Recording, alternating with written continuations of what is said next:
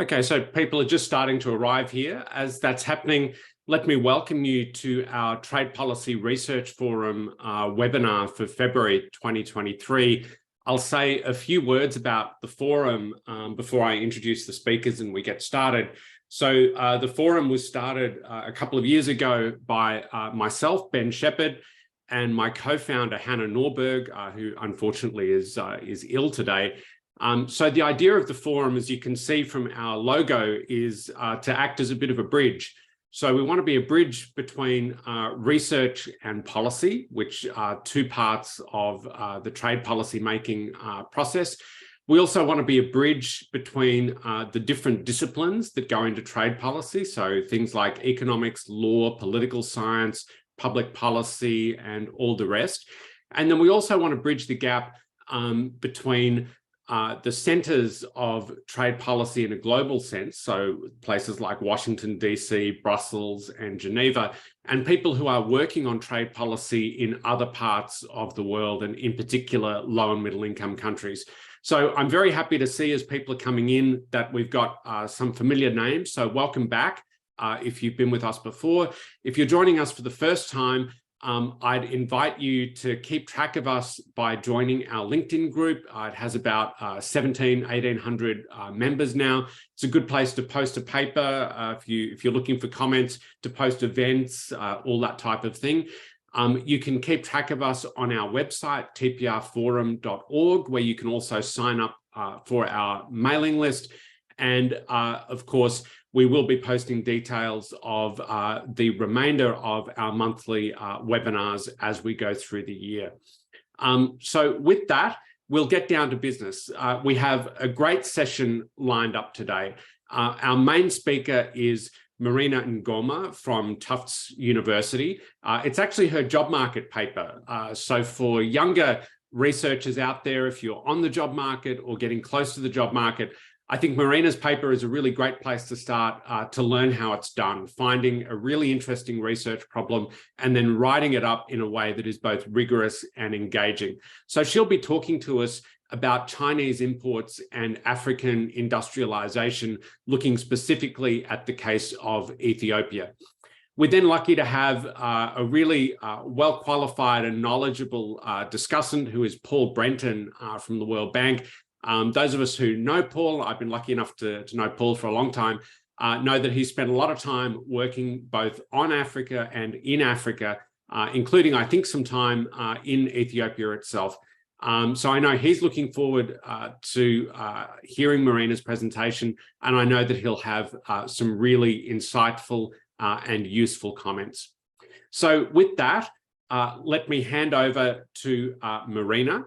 As she's speaking, if you have questions or comments, please feel free to put them either in the Zoom chat box or in the dedicated Q&A box. And then my job, when we get to the Q&A portion of the webinar, will be to take those questions and cycle them back to both Marina and Paul so that we can have an interactive discussion. So with that, Marina, the floor is yours.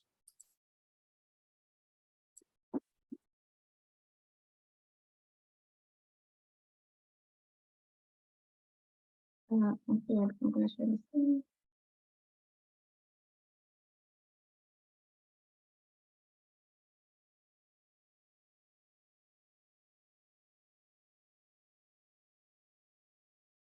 Right. Thank you so much, Ben, for having me, and thank you, Paul, for agreeing to comment my paper. It's a great honor to be here today, and thank you everyone for coming. So, as Ben said, today I will be presenting this project I've been working on, which is titled Chinese Imports and Industrialization in Africa, Evidence from Ethiopia. Okay, so the motivation for this project goes from the fact that, so we know there's been a focus among many African countries to boost their industrialization agenda. So there's been a specific particular interest in creating good jobs, and by good jobs here it's often linking to jobs outside of the low productive sectors, for example, agriculture sector. So as you can see across many African platforms, for example, the African Union, there's been really this emphasis on creating good jobs and manufacturing jobs within the continent. But many will agree that the progress have been relatively slow across the continent. And at the same time, we know that for the recent decades, there's been an increased presence of China in the global economy. So this has really been one focus of the trade literature, where one of the key takeaways have been that this increased presence of the China in the global market has led to manufacturing employment losses. And you see this through this graph that shows the evolution of the Chinese exports over time since the early 2000s, when China did enter the World Trade Organization. You see that China has quickly become the world's top exporter.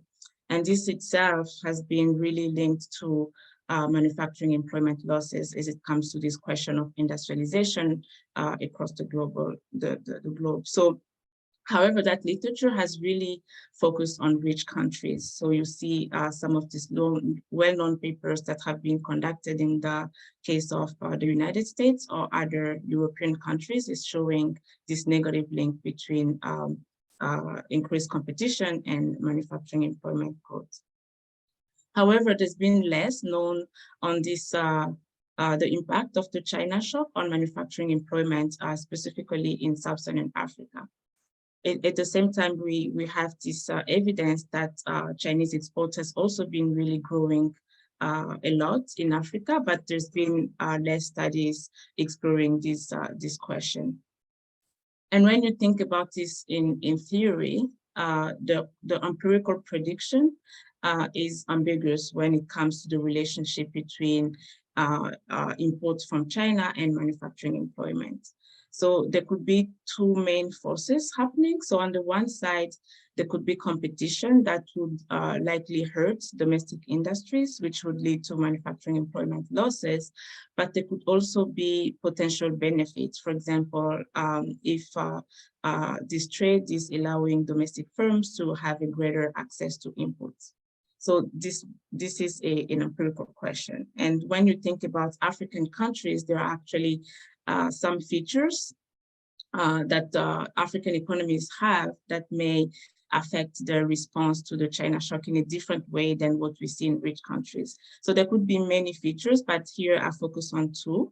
The first one is the fact that the industrial base is already poor in many African countries. So the question here is whether what we call here the China shock is also potentially slowing down this process in African countries, or is it the fact that the industrial base is already small is making the competition side less salient? So that's an empirical question. And another factor that's also important in this context is that, especially in early years, and for this country that I am studying, which is Ethiopia, there's been an important share of firms that reported that access to inputs was a major constraint to them. So here the question is maybe a greater access to inputs would potentially boost industrialization for this country. So with that in the background, I explored the research question to understand how increased exposure to Chinese imports affect manufacturing employment in Ethiopia. So my approach in this paper is to first compute the causal effect of the Chinese imports on manufacturing employment in Ethiopia, and I employ an instrumental variable approach to address potential endogeneity issues. And second, I think about distinguishing between the two forces that I mentioned. On the one side, the competition, and the other side, the access to inputs. So to do so, I look at the type of goods that are imported, and I also identify the input channel using the input equity. Well, I'll go in more details about this. And the last thing I do is I think about the mechanisms that link these two forces. Okay, so Before I go further, I want to give you a quick background about the trade relationship between China and Ethiopia for the last few decades. So the red line here is showing the total manufacturing imports that China has been exporting to Ethiopia. And as you can see, especially since China accessed the World Trade Organization around this time, the imports really peaked a lot in this country. And I also show here that there's also been foreign direct investment, but the trade component, the import component has been dominating. And just for you to also get a sense of what Ethiopia has been importing from China, this figure that's coming from the Observatory of Economic Complexity shows each color here is showing a sort of aggregation across industries, the type of goods that Ethiopia has been mostly importing from China. So most of those goods are electrical or non-electrical machinery, some textile, and some mechanical appliances, a little bit of chemical products as well. Okay, so this is for you to get a sense on how quickly this import has been really growing in Ethiopia and what types of goods they've been importing. Okay. So now I want to tell you a bit about the way I conceptualize this, specifically how this increased exposure to Chinese imports could affect the employment in Ethiopia, in a country like Ethiopia. So to think through it, let's think about a simple monopolistic competition framework where we represent a firm's residual demand to be given by this equation, where S is the total industry output, N is the number of firms. P here we would assume it's the price of domestic firms in Ethiopia, and P bar the price of Chinese firms. Right, and B would represent the level of differentiation of products. So in this paper, I conceptualize this relationship in two main channels. So I consider that as Ethiopia gets more and more exposed to imports from China, they could be affected by competition or by access to input. So the competition, I'll show you how it can predict employment losses or employment gains, how it can also, or the input access can likely predict employment gains. So let's start with the competition here, where the prediction would lead to employment losses. So this is a typical prediction from a standard comparative advantage framework, where if we assume that China is really entering the market with this huge comparative advantage in low wage manufacturing sectors, then it's plausible that China would produce at lower prices, right? So if that's the case, then this price gap here would be positive, and which will lead to a decline in market share for domestic firms. So domestic firms facing more competitive Chinese firms would likely lose employment through the loss in market shares. And this channel is the one that's been highlighted in many of the China shock literature, including in high-income countries. However, competition can also lead firms to upgrade their technology. So if that happens, then in the domestic markets, firms that actively invest in upgrading the technology could at least close up the gap in prices here, or at the extreme, if they're able to even produce at lower prices, then that would lead to employment gains.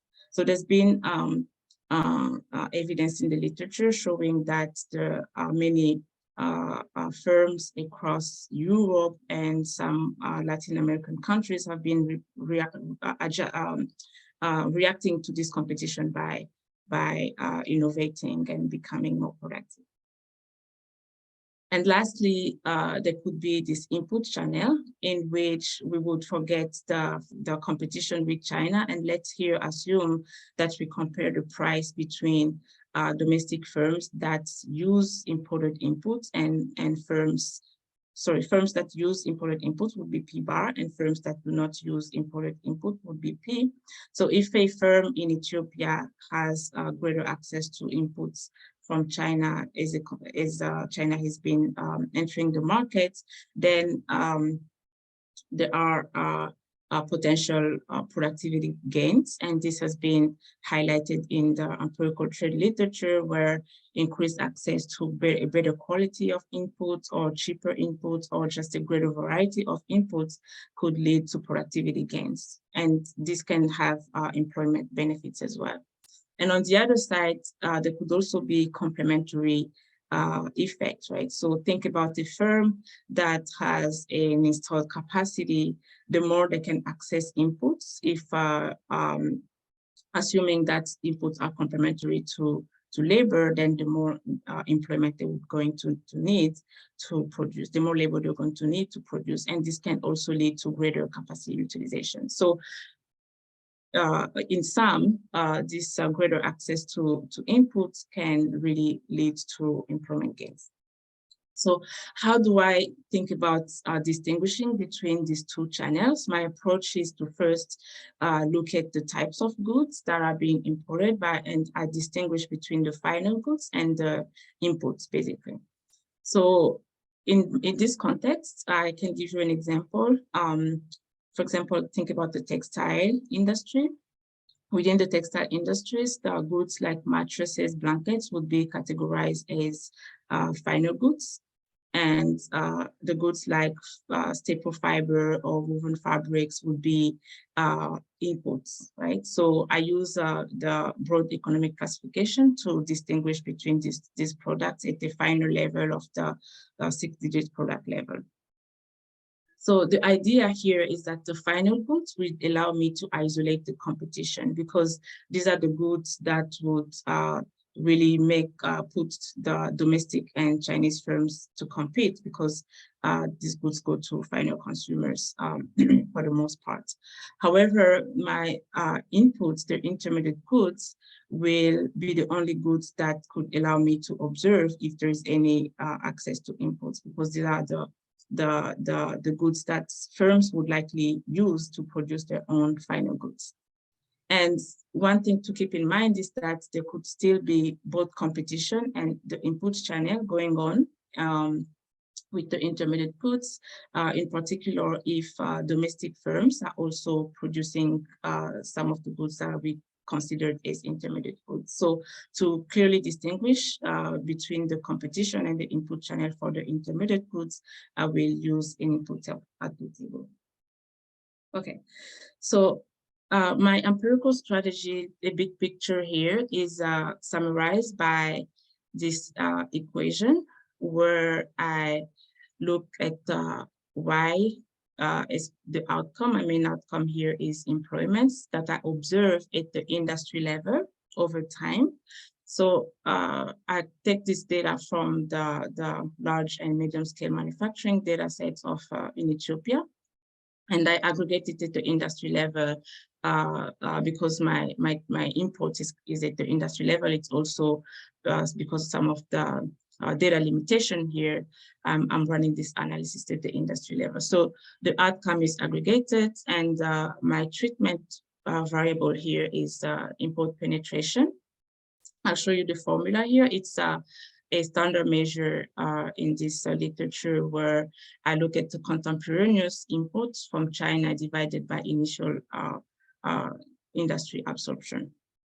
So this is the measure that allows me to capture industry exposure to Chinese imports over time. And I also include some industry level time varying controls, as well as the time and industry fixed effects. And my standard errors are clustered at the industry level. So the main identifying assumption here is that conditioning on my controls, this imports to China, from China to Ethiopia, is exogenous, right? But there could be potential reasons that one can think this assumption may fail.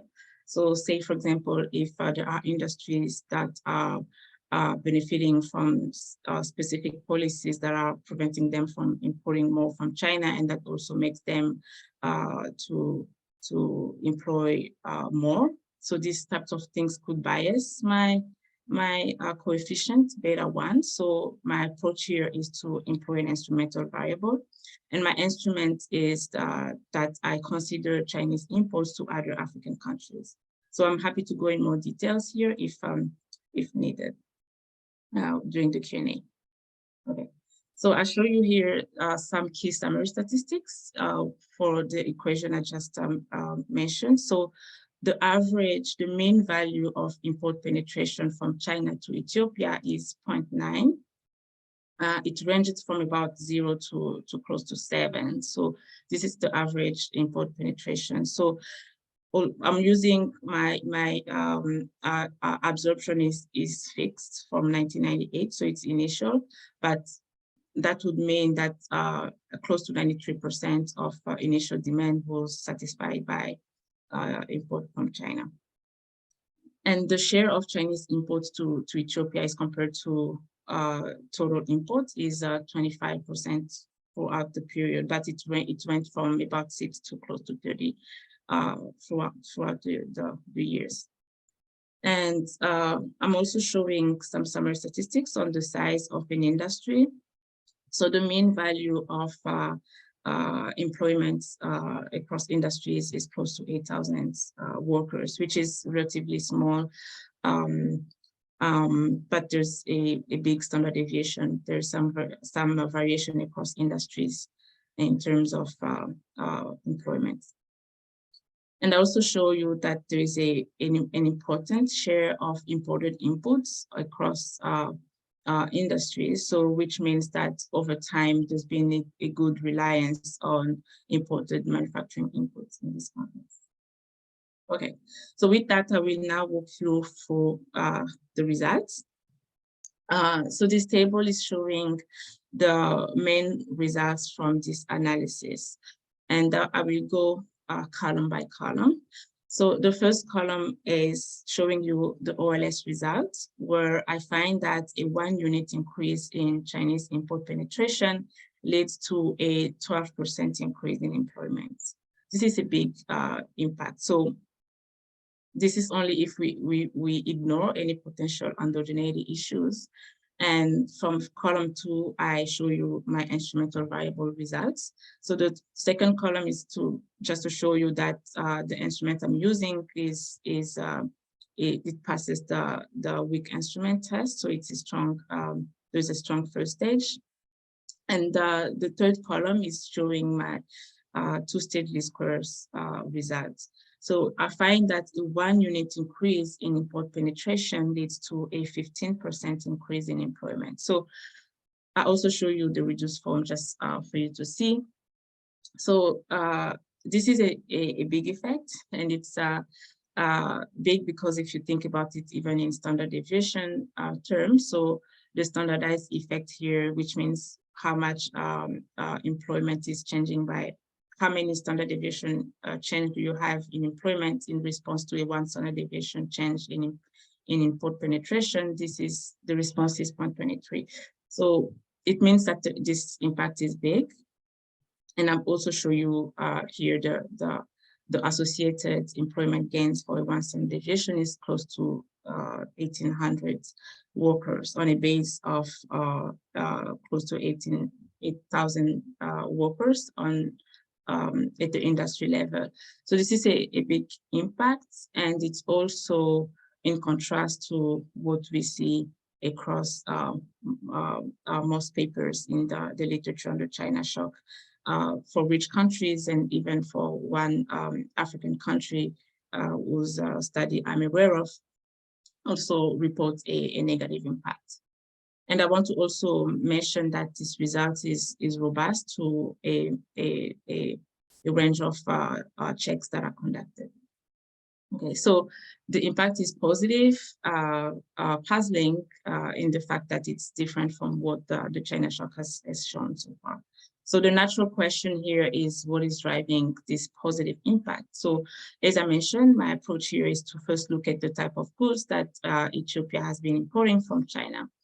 And here the graph I'm showing you shows the solid line is the share of intermediate goods, and the dashed line is the share of consumption goods. So as you can see, there's been close to 80% on average of the goods that Ethiopia imports are intermediate goods. And what do I do with this information? I use it to rerun the same analysis, but this time I look separately at the imported inputs and the imported final goods. And this graph shows the results for the regression I just showed. So on the left here, I showed the coefficients on the imported inputs, and the right coefficient is the coefficient on final goods. I construct the import penetration the same way, and the instrument the same way as well. So as you can see here, this positive impact I'm finding is really driven by the import of inputs, right? And I find this coefficient to be a 20% increase in response to a 1 unit increase in import penetration. But as I said before, this intermediate goods still is not telling me if there is competition or it's greater access to inputs. So to answer that question, I use the input-output table. And here, what the idea is that I want to account for the supply chain linkages across industries in Ethiopia. So let me show you an illustration. The earlier results I showed you were analyzing, say, what's the employment response for the textile industry when there are more textile goods being imported. But here I want to account for all the sourcing industries to the textile industry. So say for the textile industry to produce their final goods, they need goods from the textile, from metals, from plastics. So what I do is I compute a weighted average of imports from all the sourcing industries. So these are the upstream industries to the textile industry, and I use the coefficients from the input-output table to come up with this weighted average measure.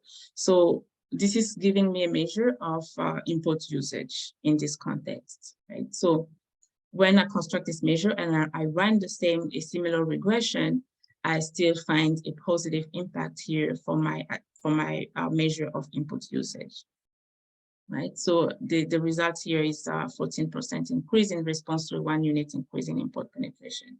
And I run a sanity check here by looking at whether this positive impact is only seen among the firms that use imported inputs, or is that also seen in the firms that do not use imported inputs? So the good thing here is that I find that this positive impact is only present for firms that use imported inputs as compared to firms that do not use imported inputs. So this result here is suggesting that the input channel is likely the dominating channel here to explain the positive impact I'm finding. And I'm also going to tell you a little bit more of auxiliary evidence that I have in this context.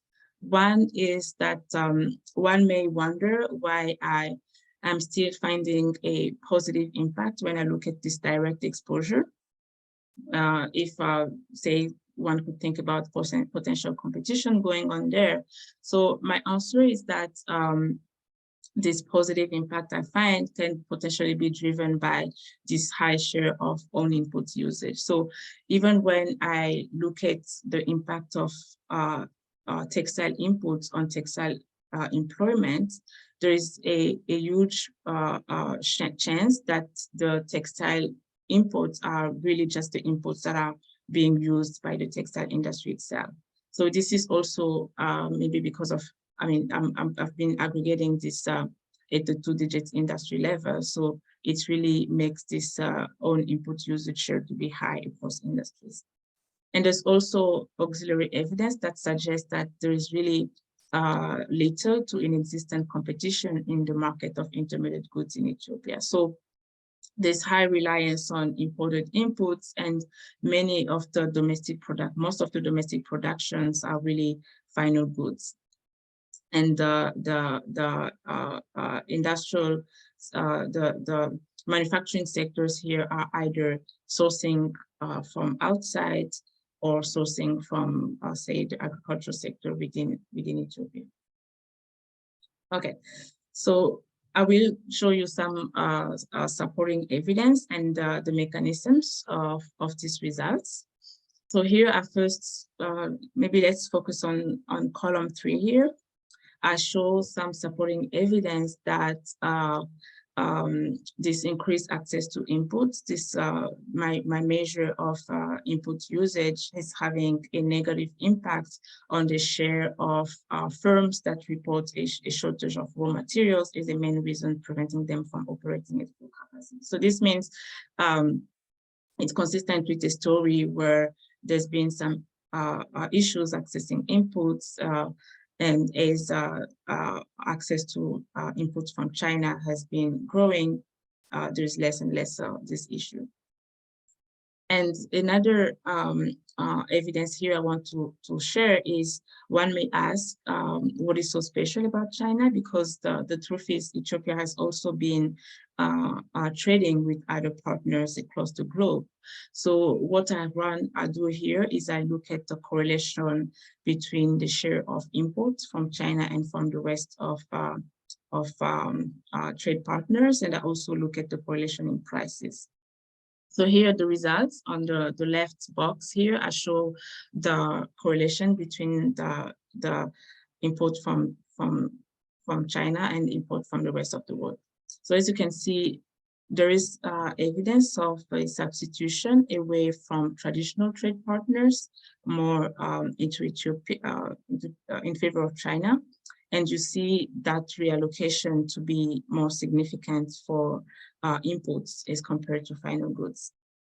And the right box is showing the price differences, and I provide evidence here that the Chinese imports seem to be cheaper, and you see this price difference to be even higher for inputs that are coming from China.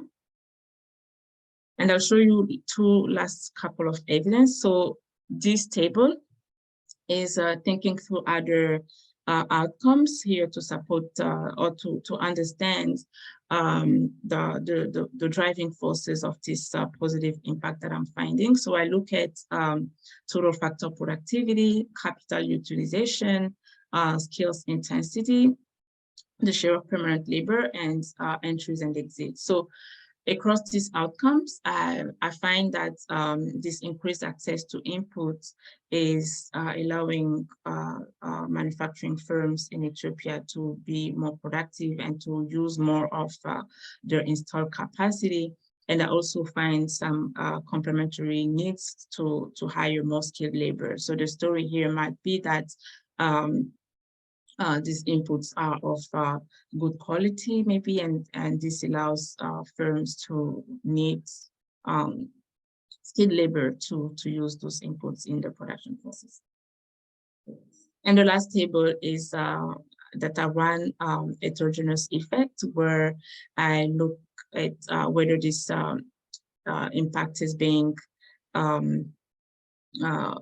greater for a certain type of industries. So I look at the firm size, where I use the threshold of 50 workers. And I also look at the relative labor intensity. And I find that this positive impact is concentrated among large firms and industries that are labor intensive. So for each of these coefficients, I'm comparing to small firms and to capital intensive, and I don't find any heterogeneous impact by ownership.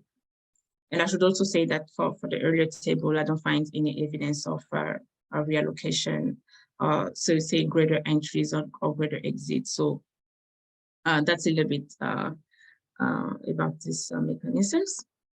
So to conclude, this paper has studies the impact of China on the China shock on manufacturing employment in Ethiopia.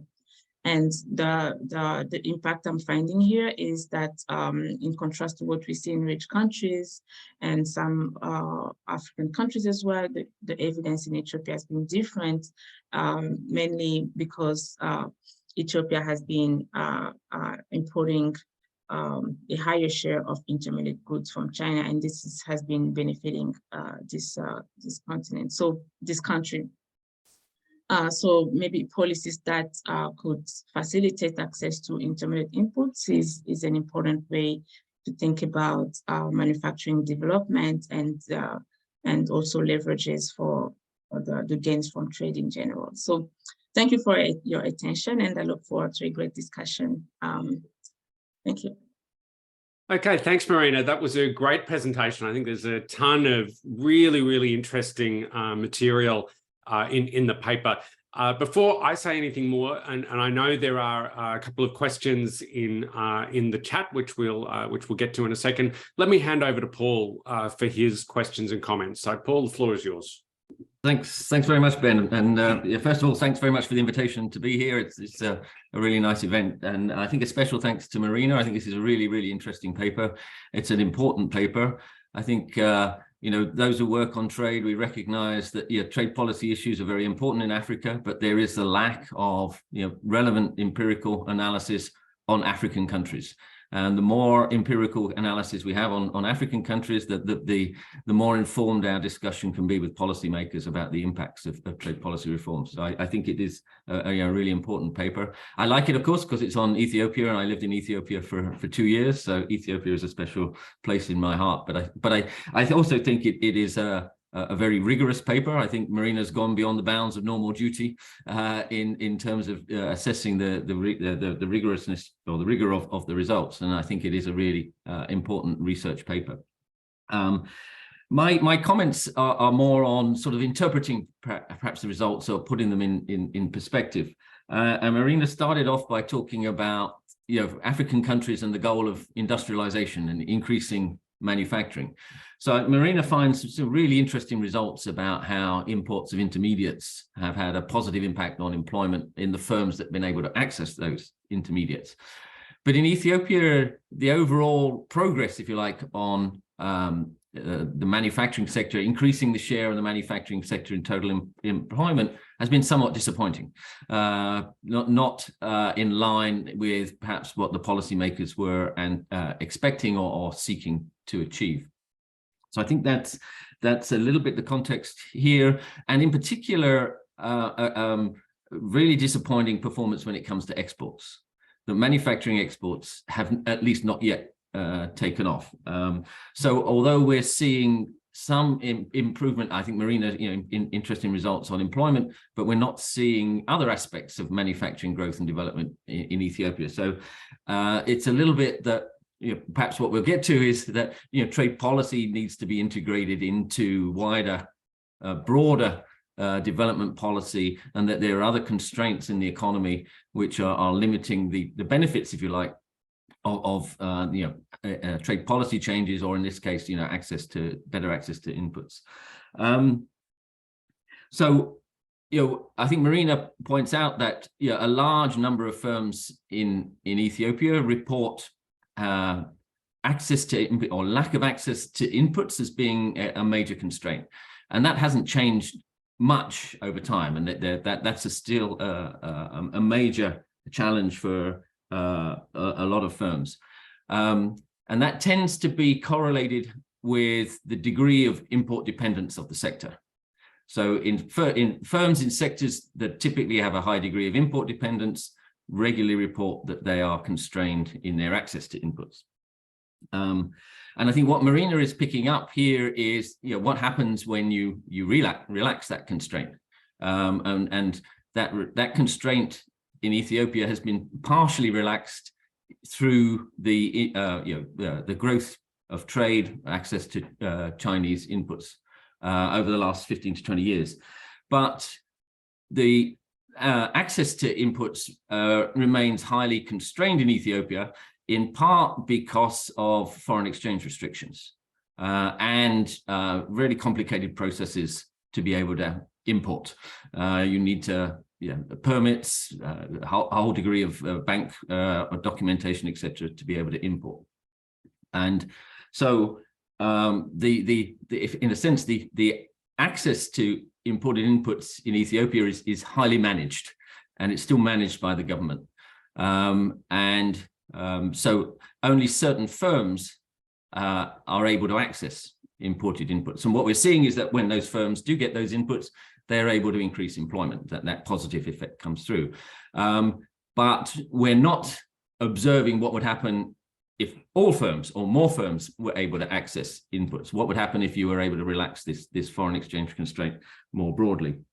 And I think, interestingly, Marina finds that, large firms have tended to see, more of the gains.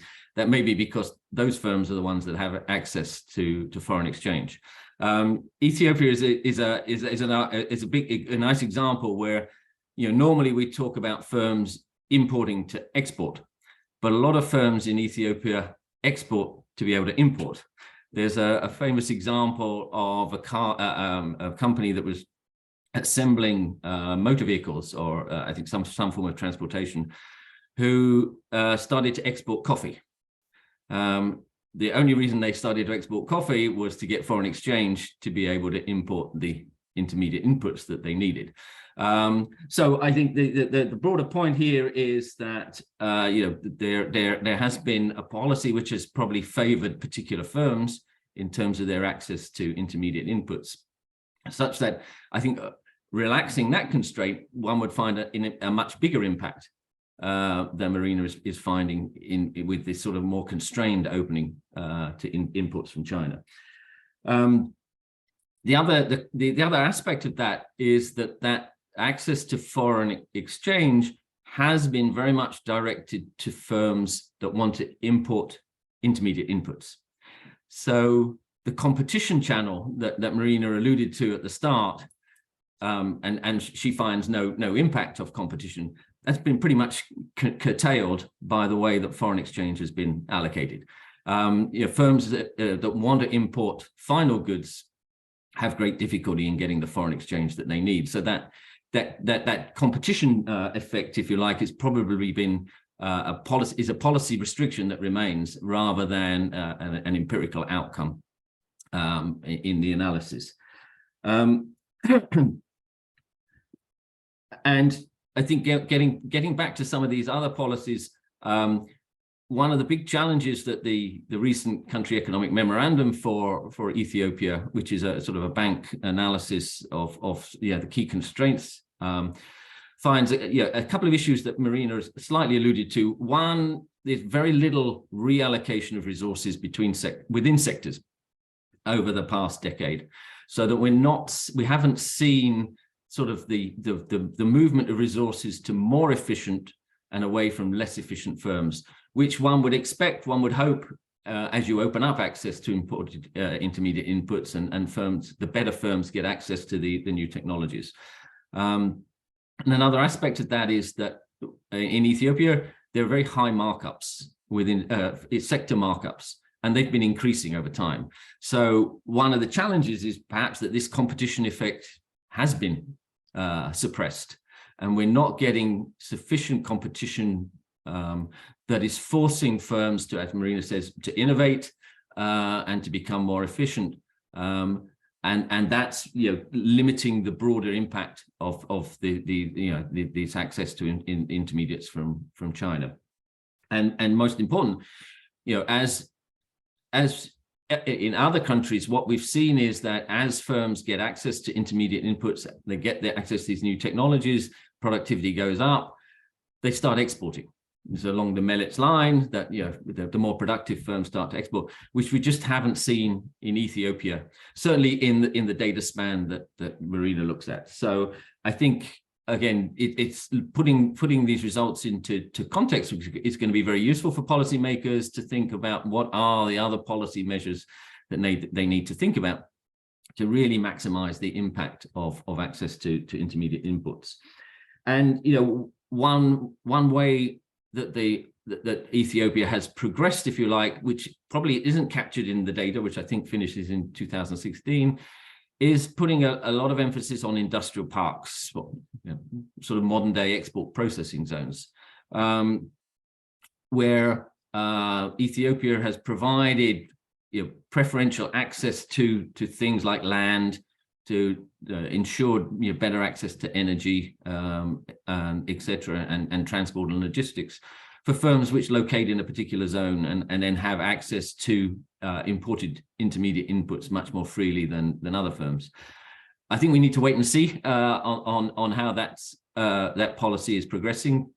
Some initial successes in terms of perhaps the apparel sector, but unfortunately the recent crisis means we'll have to wait a little longer to see whether broader access to intermediate inputs, but in a geographically focused location, is a successful way of addressing some of these broader other constraints that firms face in Ethiopia.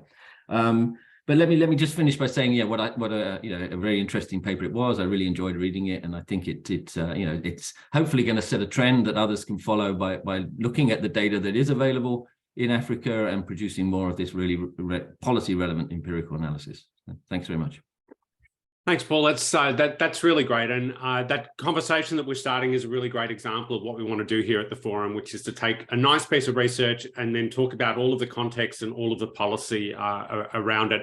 So, Marina, before we get into the full Q&A, maybe I can just give you an opportunity to respond to Paul's comments. If there's anything you sort of want to highlight in response to that. Sure. I really want to thank Paul for these great comments and really great context of the Ethiopian country. And I took note of very, very helpful comments to have in mind as I can also enrich the discussion in the paper. And in particular, I think the point on foreign exchange restriction is really great. And I can even tell that even for the trend of imports, there's been a huge decline. And I've also seen someone asking a question about that on imports in 2016. And speaking with the Central Statistics in Ethiopia, one key reason was foreign exchange. So this is an important constraint. And I really liked how Paul brought this up. And I'm really going to incorporate that more into discussing this. And everything else is really great. The question about on the slow progress of manufacturing employment, and this is really what I've also seen in the data. I'm focusing on formal employment, which is just a tiny share of total manufacturing employment when you think about when we incorporate the informal manufacturing, which has a huge share. But overall, yes, as Paul said, the trend has been very slow. So I hope a clear analysis incorporating the foreign exchange restriction and policy can really provide more insights into policy for allowing firms to have greater access to inputs and become more productive. So big thank you to Paul for a great discussion. Great, thanks. Well, let's maybe dive into a couple of the questions that we've got. So you've answered one there about the pattern that we see sort of late in that graph with the decline. And I think it comes back nicely to the point that Paul was making.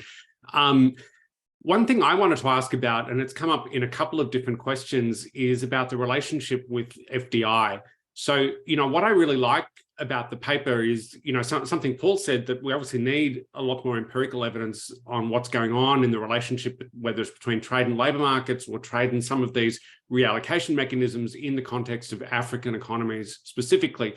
And you find a result that's really quite different from what we see in the China shock literature in the United States. So thinking of papers like Orta, Dawn and Hansen, these sorts of well-known papers.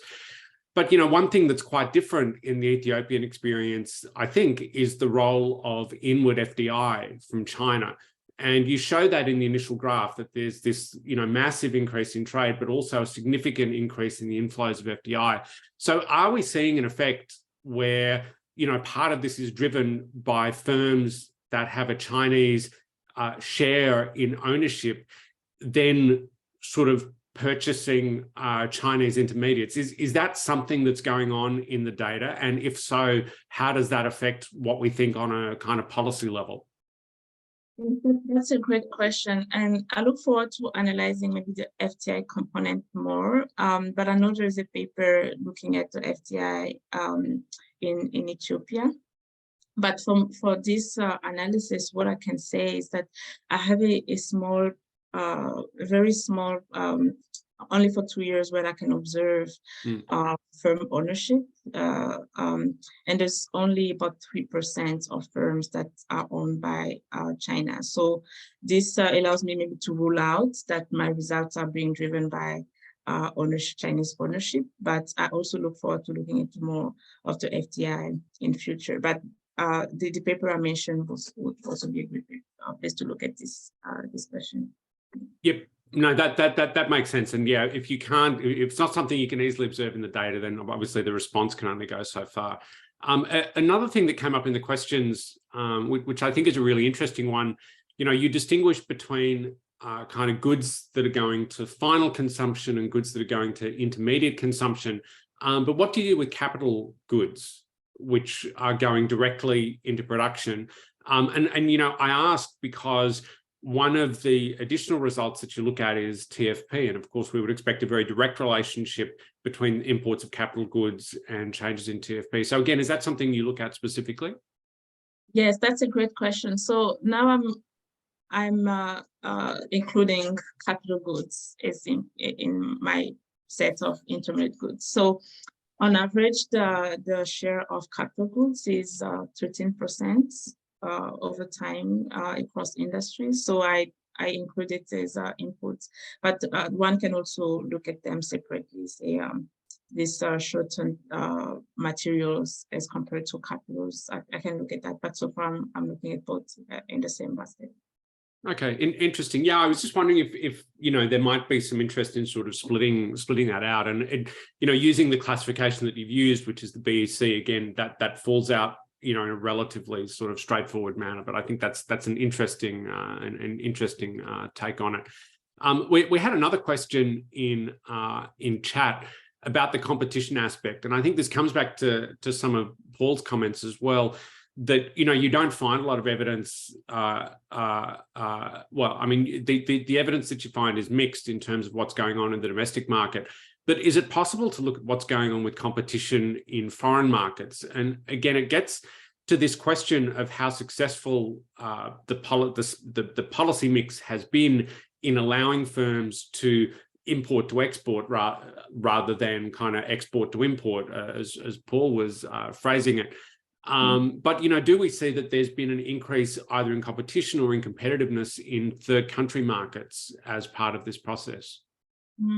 So I'm not able to answer this question. I haven't looked at it, but I look forward to doing that. That's a great point. Yeah, I have some data on that. I can look at that. Yeah. Something then I wanted to raise on third markets. This is a technical question, and there may be no fantastic answer to it, but your identification strategy, I get that it's an instrumental variables approach, and people can always ask the same two questions about an IV approach. Is it relevant and is it exogenous?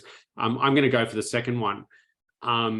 So does the exogeneity assumption assume that unexpected demand shocks in import markets are uncorrelated across Ethiopia and other African economies?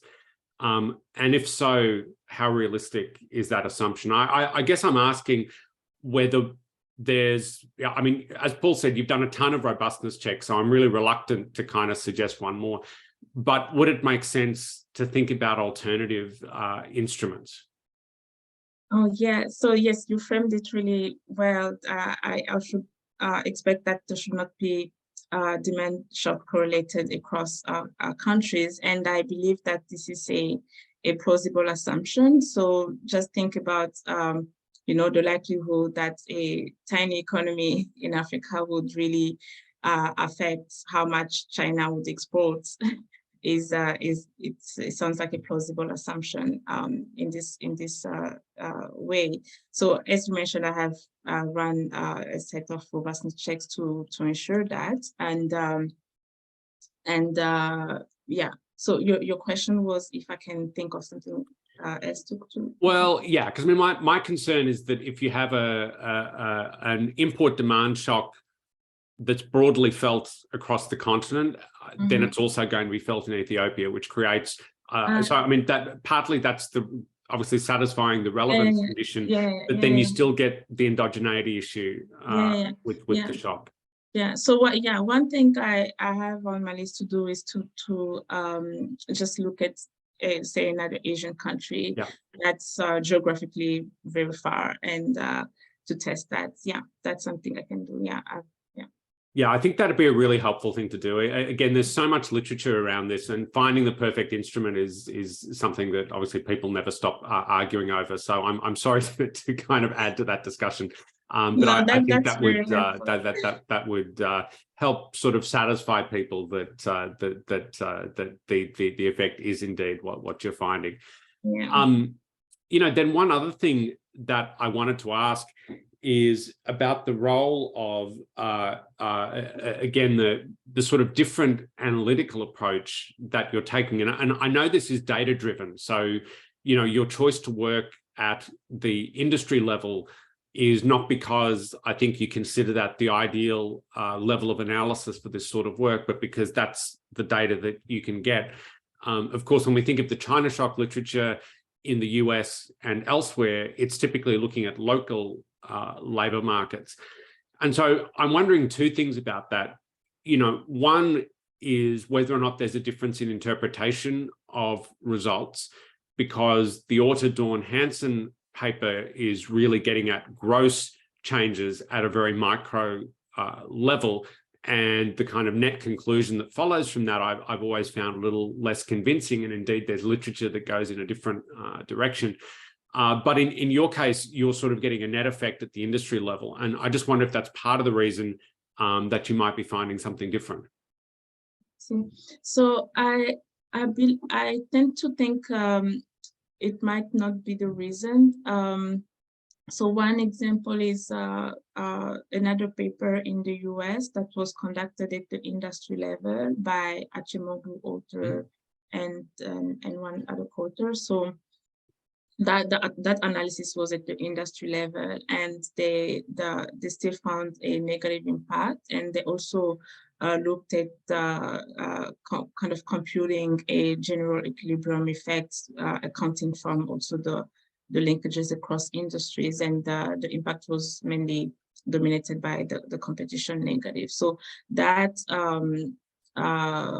yes, that allows me to think that it's possibly not the reason, although I agree with you that I would really like to run this analysis at the final level. I hope to find really a panel of industries with a great geographic information that can allow me to look at this thinking about local markets. So for the case of Ethiopia, and I would love to hear Paul's insight on this as well. I tend to think that the firms are really concentrated, around Addis Ababa, or I think there's another big region. So maybe in terms of local labor markets, the variation across local labor markets might not be that great, and I don't know also how much reallocation would happen, say in response of a shock in a certain location to other locations. But that's how I think about it. I'd love to hear Paul's insights as well, but that's a good point. No, I think you're entirely right, Marina. I mean, manufacturing activity in Ethiopia is highly concentrated around the big towns and the main logistics routes. So, yeah, there isn't that variation, I think, that you get in other countries that would allow you to get down to that level. Okay. Okay, well, we're coming up to time. That was a really fantastic session. So let me thank Marina for presenting what is, again, her job market paper. I think it's a fantastic job market paper. I wish mine had been half as good. And Paul, thank you so much for contextualizing all of that. And I think, putting it in a framework of some really interesting policy questions. Some of them are ones that come up often when we talk about Ethiopia. So the foreign exchange measure, it's hard to talk about Ethiopia without getting into that. But I think thinking through some of the connections about what that might mean for the results is really very useful in terms of taking a piece of research and turning it into policy implications and advice. So let me thank both of our presenters. Let me thank all of the attendees for their great questions and for being with us today. And I'll just share with you our next webinar on March 23rd. So in exactly a month's time, we'll be hosting Professor Dan Treffler from the University of Toronto, who'll be talking about artificial intelligence and trade. So if you're into technology, if you're into AI, if you've been, like me, playing with ChatGPT on a bit of a sort of an addictive basis over the last little while, come along and hear what it's all got to do with trade and trade policy. You'll receive an email for having attended this webinar that'll give you the sign-up link. Otherwise, please watch our social media. We're on LinkedIn and we're on Twitter, and we'll be posting details there. You can also go to our website, tprforum.org, to sign up for the mailing list, and we'll be posting a recording of this webinar in case there's anything that you'd like to revisit on our YouTube channel. So again, thanks very much to everyone, and we look forward to seeing you all in a month's time.